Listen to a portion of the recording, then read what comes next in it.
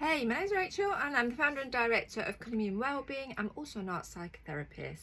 And if you don't know what an art psychotherapist is, we are master's level HCPC registered allied healthcare professionals and specialise in SEMH, SEND provision, and also we work in really complex places like the NHS, education and other places where people really can suffer with their mental health. So what we are specialists in is basically emotional and psychological trauma, and we use art materials because trauma often uses symbolism to communicate because it's a nervous system issue. Now, what is trauma? And I wanted to just do a whistle stop tour of what is trauma, because a lot of people say, oh, something's traumatizing, or I'm so traumatized, or I'm so triggered, and it's become part of everyday language. And because of that, I think we don't really understand what it is. And when somebody says they've got trauma or have experienced trauma, that could mean a variety of different things to a variety of different people.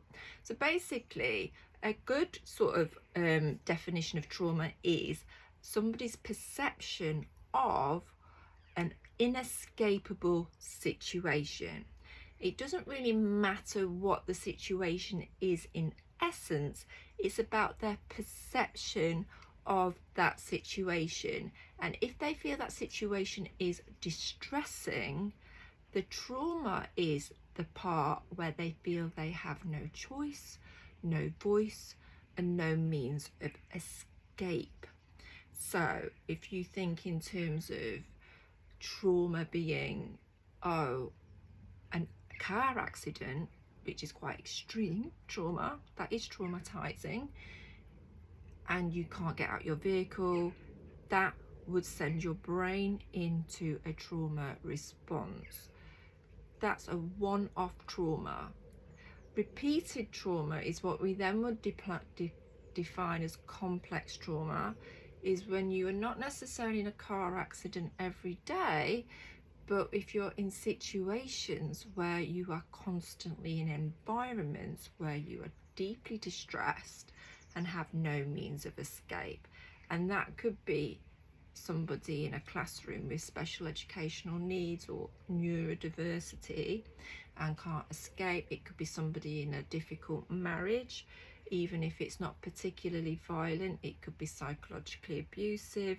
It could be family dynamics that are really unhelpful and pervasive on an ongoing basis, and that person, specifically children and young people who are more vulnerable because they don't have the means to escape or change their environment, that becomes trauma, and that's what we call complex trauma.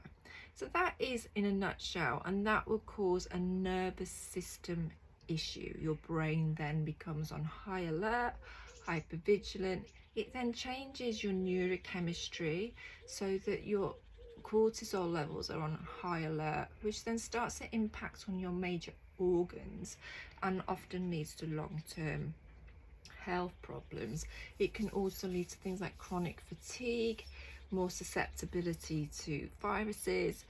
It's a system issue. It's your whole body is affected by trauma. It's not just a mental health issue. So it's really understanding what trauma is and what it looks like. Hope that helps.